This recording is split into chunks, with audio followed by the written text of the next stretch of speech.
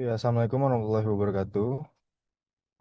Selamat pagi, siang, sore, Ibu Fani selaku dosen mata kuliah Bisnis Internasional. Kami dari kelompok 13 ingin memaparkan materi terkait pelatihan dan kompensasi operasi global. Boleh next. Boleh di next.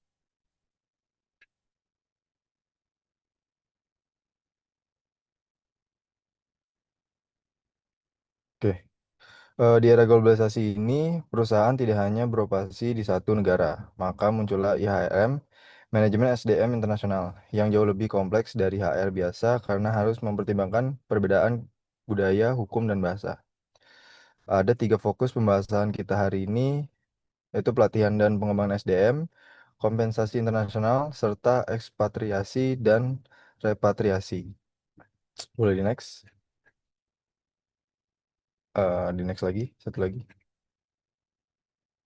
Oke. Dua istilah kunci yang perlu kita pahami, ekspatriat adalah karyawan yang dikirim perusahaan untuk bekerja di luar negeri dengan jangka panjang. Sedangkan culture shock, menurut Griffin dan Pustai, adalah fenomena psikologis berupa rasa takut, tidak berdaya, mudah tersinggung, dan disorientasi saat bekerja di budaya asing. Penyebabnya diantaranya ada perbedaan nilai, gaya komunikasi, ekspektasi kerja, dan semakin besarnya jarak budaya antara negara asal dan negara tujuan. Boleh di next. Oke, di sini ada 4 fase akulturasi. Yang proses adaptasi ekspatriat terbagi dalam 4 fase. Pertama ada honeymoon, semua terasa menarik, dan ekspatriat terlalu optimis. Kedua, disillusion, realita mulai terasa berat dan banyak yang terjebak di sini. Lalu ada ketiga, ada adaption, mulai paham pola budaya baru. Dan keempat, ada biculturalism, yang bisa dibilang sudah bisa berfungsi produktif di dua budaya asing sekaligus. Boleh next. Oke, strategi mengatasi culture shock. Ada 3 strategi utama yang digunakan perusahaan. Satu, pelatihan bahasa dan budaya sebelum berangkat. Yang kedua, ada penguasaan awal, penugasan awal yang singkat agar ada waktu untuk adaptasi. Yang ketiga ada transparansi karir. Ekspatriat harus tahu peran penugasan ini dalam karir jangka panjang mereka. Lalu ada kombinasi ketiga, strategi ini terbukti efektif membantu ekspatriat mencapai fase biculturalism. Boleh di next. Lalu selanjutnya ada repatriasi. Repatriasi adalah proses membawa ekspatriat kembali ke negara asal. Banyak yang mengira ini mudah karena bisa dibilang ini pulang ke rumah. Padahal tantangannya bisa sama beratnya dengan saat pertama berangkat. Mereka kehilangan otoritas yang dimiliki di luar negeri, menemukan banyak hal yang sudah berubah, bahkan ada yang ditolak pengajuan kreditnya karena tidak punya riwayat keuangan domestik selama bertahun-tahun. Boleh next. Selanjutnya ada dampak finansial repatriasi.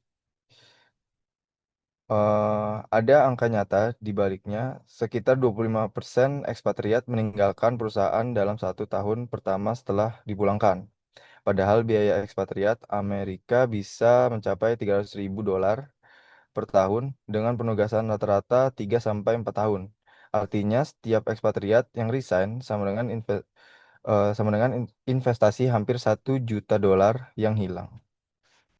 Boleh di next.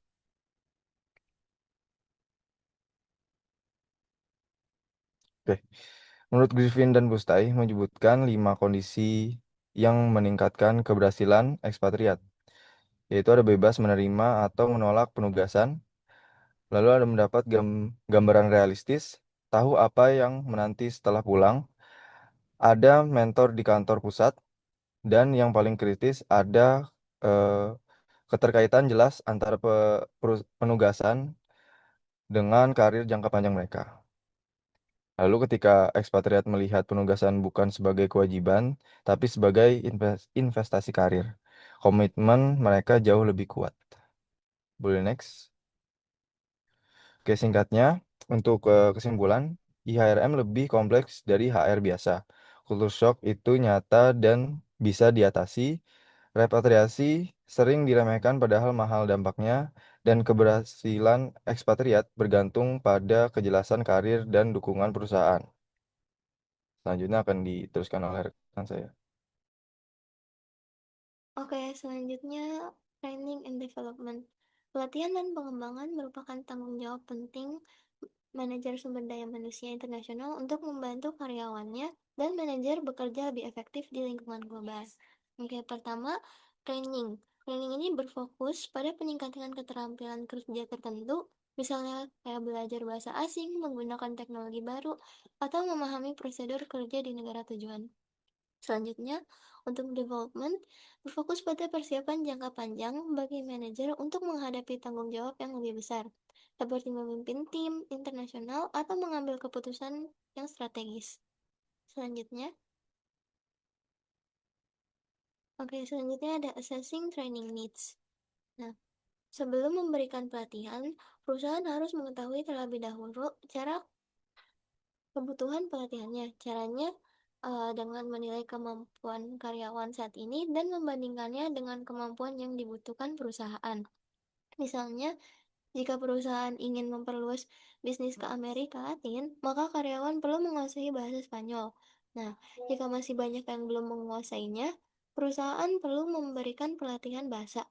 Nah, hasil penilaian ini penting karena digunakan untuk menentukan pelatihan yang diperlukan agar karyawan dapat bekerja secara efektif, terutama dalam lingkungan bisnis internasional. Next. Oke, selanjutnya ada basic training methods and procedures. Nah, isu pertama yang harus dipertimbangkan oleh bisnis internasional saat merencanakan upaya pelatihan dan pengembangannya adalah apakah akan mengandalkan program standar atau mengembangkan program khusus sesuai kebutuhan. Nah, ini ada beberapa program-programnya. Yang pertama itu standardized program.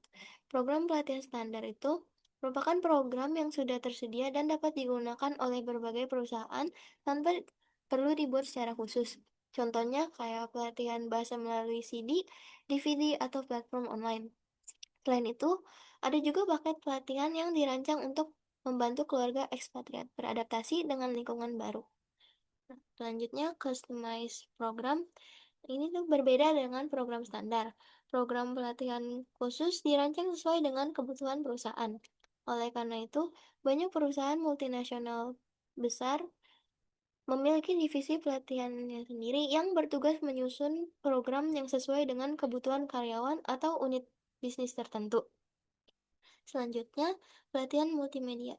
Salah satu metode yang semakin banyak digunakan adalah pelatihan multimedia, seperti video, website, e-learning, dan media digital interaktif lainnya. Metode ini menjadi populer karena memungkinkan perusahaan memberikan pelatihan yang konsisten kepada karyawan yang berbeda di berbagai negara. Selain itu, karyawan dapat mengakses materi kapan saja, di mana saja sesuai dengan kebutuhan mereka sehingga proses belajar menjadi lebih fleksibel. Yang terakhir, role playing. Nah, ini tuh merupakan metode pelatihan yang dilakukan dengan mensimulasikan situasi yang mungkin terjadi dalam lingkungan kerja internasional. Melalui metode ini, peserta dapat belajar bagaimana berkomunikasi dan berinteraksi dengan orang dari budaya yang berbeda. Next. Selanjutnya, developing younger international managers. Arti perusahaan multinasional semakin menyadari pentingnya mengembangkan kompetensi internasional manajer sejak awal karir.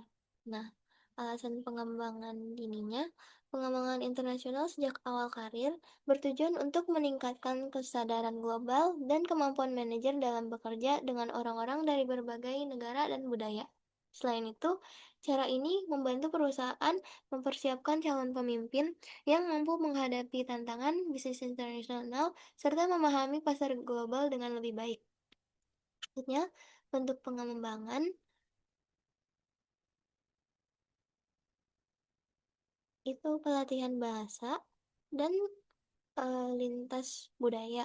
Terus penugasan internasional sejak awal karir, rotasi atau pertukaran manajer antar negara, penempatan luar negeri untuk memahami budaya dan operasi perusahaan. Selanjutnya, untuk manfaatnya melalui program-program tersebut, perusahaan ini dapat meningkatkan kemampuan adaptasi lintas budaya, memperluas wawasan internasional para manajer, serta mempersiapkan mereka menjadi pemimpin global yang lebih efektif di masa depan. Nah, di sini ada beberapa dari contoh penerapannya, yaitu yang telah diterapkan strategi ini tuh, GA memberikan pelatihan bahasa dan budaya karyawannya American. Di sini ada PepsiCo dan Raychem yang membawa manajer muda dari luar negeri ke AS untuk memahami budaya dan teknologi perusahaannya. Untuk Honda, dia mengirim manajer AS ke Tokyo untuk mempelajari filosofi kerja perusahaannya. Untuk Samsung, eh, dia tuh memiliki program unik dengan mengirim manajer muda ke luar negeri hingga 1 tahun tanpa tugas khusus agar mereka fokus mempelajari bahasa dan budaya lokal. Oke, next. Akan dilanjutkan oleh rekan saya. Selanjutnya ke bagian tantangan penilaian kinerja ekspatriat. Menilai kinerja manajer yang bekerja di luar negeri itu punya tantangan unik yang tidak ada di manajemen domestik. Ada 3 tantangan utama. Yang pertama, distorsi lingkungan. Kinerja manajer sering dipengaruhi oleh faktor di luar kendali mereka, seperti kondisi ekonomi lokal atau hambatan bahasa di negara tujuan. Contohnya, manajer kita di luar negeri mungkin gagal mencapai target penjualan, bukan karena dia tidak kompeten, tapi karena kondisi ekonomi lokal sedang resesi atau ada aturan pemerintah setempat yang menghambat. Kalau kantor pusat hanya melihat angka target versus realisasi tanpa mempertimbangkan faktor lingkungan ini, penilaiannya menjadi tidak adil bagi manajer tersebut. Yang kedua, jarak geografis. Kantor pusat sulit memonitor aktivitas harian manajer secara langsung sehingga data yang diterima seringkali terbatas. Masalah utamanya adalah asimetri informasi. Kita di Jakarta tidak tahu persis apa yang dihadapi manajer setiap hari di lapangan. Laporan tertulis yang kita terima seringkali hanya kulitnya saja, sementara perjuangan manajer mengatasi masalah teknis seringkali tidak tercatat secara detail. Akibatnya penilaian seringkali menjadi subjektif. Yang ketiga, perbedaan standar. Apa yang dianggap sukses di Jakarta mungkin tidak relevan dengan apa yang dianggap sukses di pasar negara tujuan. Standar kerja di Jakarta mungkin sangat cepat dan agresif, sementara di negara tujuan bisa jadi bisnisnya lebih lambat dan mengutamakan sosial. Jika kita memaksa standar ke Jakarta untuk diterapkan 100% di sana tanpa penyesuaian, manajer kita bisa mengalami stres atau burnout karena merasa tidak mampu memenuhi ekspektasi yang tidak sesuai dengan realitas pasar lokal.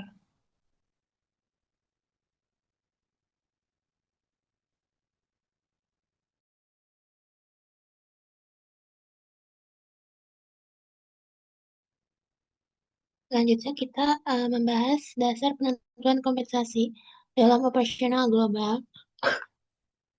Perusahaan biasanya menggunakan pendekatan yang disebut balance sheet approach.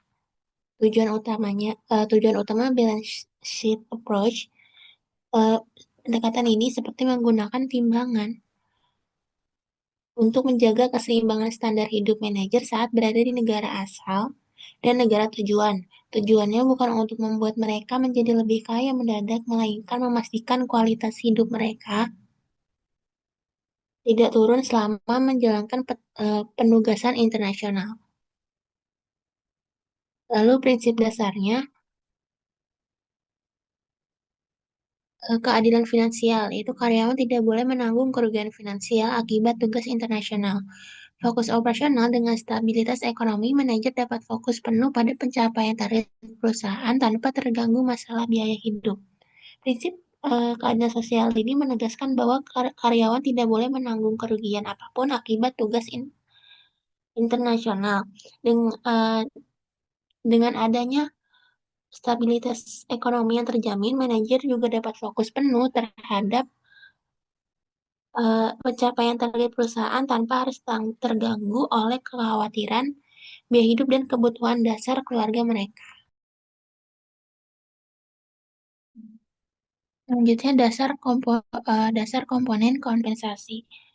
Yang pertama kompensasi finansial. Ini yang pertama ada gaji pokok, yaitu bayaran dasar yang diterima manajer berdasarkan level jabatannya. Gaji ini tetap diberikan sebagai hak utama mereka selama menjalankan tugas di luar negeri. Yang kedua, insentif ekspatriat. Perusahaan memberikan bonus atau insentif tambahan sebagai daya tarik. Tujuannya agar manajer kita mau dan merasa semangat untuk keluar dari zona nyaman mereka demi tugas internasional. Tiga, premi kesulitan. Ini adalah uang tambahan khusus jika manajer ditugaskan ke negara atau kota yang kondisi lingkungannya menantang, misalnya karena masalah keamanan, iklim ekstrim, atau kurangnya infrastruktur kesehatan. Perusahaan wajib memberikan kompensasi resiko sebagai bentuk apresiasi atas kesediaan mereka menghadapi kesulitan tersebut. Lalu kompensasi non-finansial. Yang pertama, tunjangan perumahan. Perusahaan menanggung biaya sewa hunian yang layak di negara tujuan, yang tujuannya agar manajer tidak perlu pusing memikirkan biaya sewa properti yang mungkin jauh lebih mahal dari biaya hidup di Indonesia. Yang kedua, biaya pendidikan anak. Ini adalah subsidi biaya sekolah internasional bagi keluarga yang ikut serta. Perusahaan ingin memastikan bahwa anak-anak manajer tetap mendapatkan pendidikan berkualitas meskipun harus pindah negara. Yang ketiga, asuransi kesehatan. Manajer mendapatkan perlindungan kesehatan lintas negara. Kita tidak mau manajer merasa cemas jika jatuh sakit di negara asing. Jadi, perusahaan menjamin akses kesehatan yang memadai dimanapun mereka bertugas. Yang keempat, tax equalization. Ini yang paling teknis tapi sangat penting. Kebijakan ini memastikan manajer tidak rugi kalau pajak di negara tujuan ternyata lebih tinggi dari di Indonesia. Perusahaan menanggung selisih pajak tersebut sehingga gaji bersih atau take home pay yang diterima manajer tetap terjaga sama persis saat bekerja di Indonesia.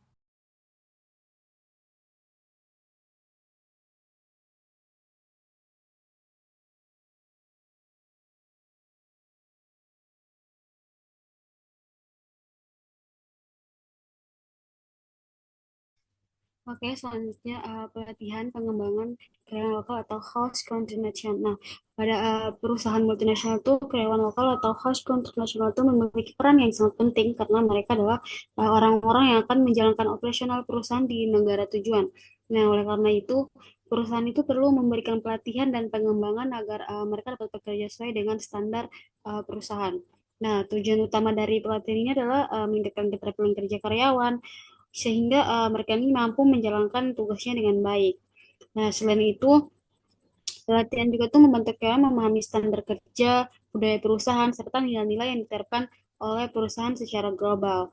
Dengan begitu, meskipun perusahaan ini memiliki cabang di berbagai negara, kualitas pekerjaan dan pelayanan tetap konsisten. Bentuk pelatihan itu yang diberikan juga beragam. Yang pertama adalah orientasi perusahaan, yaitu memperkenalkan visi misi aturan dan budaya kerja perusahaan kepada karyawan baru.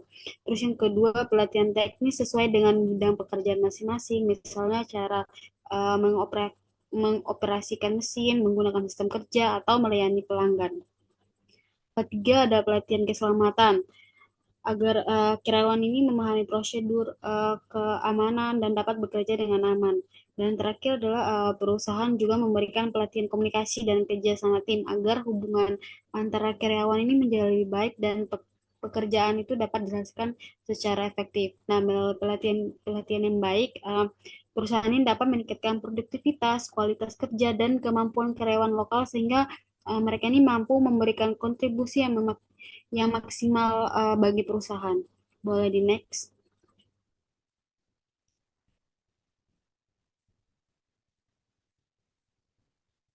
Terus masuk di materi kompensasi dan penilaian kinerja. Nah, selain memberikan pelatihan, perusahaan multifungsi juga harus memberikan kompensasi yang adil kepada karyawan lokal. Nah, kompensasi yang merupakan semua bentuk imbalan yang diterima karyawan atas pekerjaan yang mereka lakukan, baik berupa gaji maupun berbagai tunjangan. Dalam menentukan kompensasi ada beberapa hal yang harus dipertimbangkan. Yang pertama adalah biaya hidup di negara tempat yang perusahaan itu beroperasi karena setiap negara tuh memiliki tingkat biaya hidup yang berbeda. Terus yang kedua, perusahaan ini harus menyesuaikan dengan standar gaji yang berlaku di pasar tenaga kerja agar tetap kompetitif. Nah, ketiga, si perusahaan ini wajib mengikuti peraturan ketenaga kerjaan yang berlaku di negara tersebut. Selain itu, perusahaan juga memberikan berbagai tunjangan dan fasilitas kerja untuk meningkatkan kesejahteraan karyawan. Selain kompensasi, perusahaan juga ini melakukan penilaian kinerja secara berkala. Penilaian ini bertujuan untuk mengetahui sejauh mana sih karyawan ini berhasil mencapai target yang telah ditetapkan. Ada beberapa aspek yang dinilai meliputi pencapaian tenaga kerja, tingkat produktivitas, kedisiplinan, serta kemampuan pekerja sama dalam tim. Nah, hasil dari penilaian kinerja ini nantinya dapat digunakan untuk sebagai dasar untuk memberikan bonus, kenaikan gaji, promosi jabatan, maupun menentukan kebutuhan pelatihan lanjutan bagi karyawan. Boleh di next. Oke, sekarang kita masuk di study case. Yang saya ambil adalah McDonald Indonesia. Nah, sebagai contoh penerapan pelatihan dan kompetensi bagi karyawan lokal, ini kita dapat melihat pada McDonald Indonesia. McDonald Indonesia ini dia memiliki ribuan karyawan lokal yang berasal dari latar belakang pendidikan, pengalaman, dan daerah yang berbeda-beda. Nah, tantangan terbesar perusahaannya adalah memastikan seluruh karyawan itu mampu memberikan standar pelayanan yang sama di setiap gerai sehingga pelanggan ini bisa mendapatkan pengalaman yang konsisten dimanapun mereka berkunjung. Untuk mengatasi hal tersebut, McDonald ini memberikan pelatihan kepada setiap karyawan sebelum mulai bekerja. Nah, pelatihan ini mencangkup cara melayani pelanggan, menjaga kebersihan, mengikuti prosedur prosedur operasional hingga bekerja sama dalam tim. Nah, selain itu, perusahaan juga rutin mengadakan pelatihan lanjutan agar kemampuan karyawan itu terus berkembang sesuai dengan kebutuhan perusahaan. Terus ngelihat dari sisi kompensasi McDonald ini dia tuh memberikan gaji yang disesuaikan dengan upah minimum regional atau UMR serta mengikuti ketentuan pemerintah. Terus perusahaan ini juga memberikan bonus atau penghargaan kepada karyawannya yang mungkin menunjukkan kinerja itu yang baik sebagai bentuk apresiasi atas kontribusi mereka. Terus hasil dari penerapan pelatihan dan sistem kompensasi ini tersebut dan pelayanan ini bisa setiap gerai itu menjadi lebih konsisten, produktivitas karyawan meningkat, dan kepuasan pelanggan tetap terjaga. Terus dari studi case ini menunjukkan bahwa investasi perusahaan dalam pelatihan, pengembangan, serta pemberian kompensasi yang ada dapat memberikan manfaat bagi perusahaan maupun karyawan. Oke, boleh next.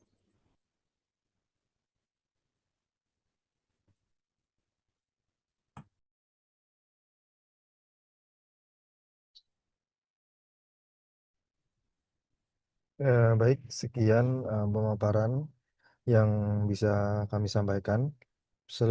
Kurang lebihnya mohon maaf. Wassalamualaikum warahmatullahi wabarakatuh.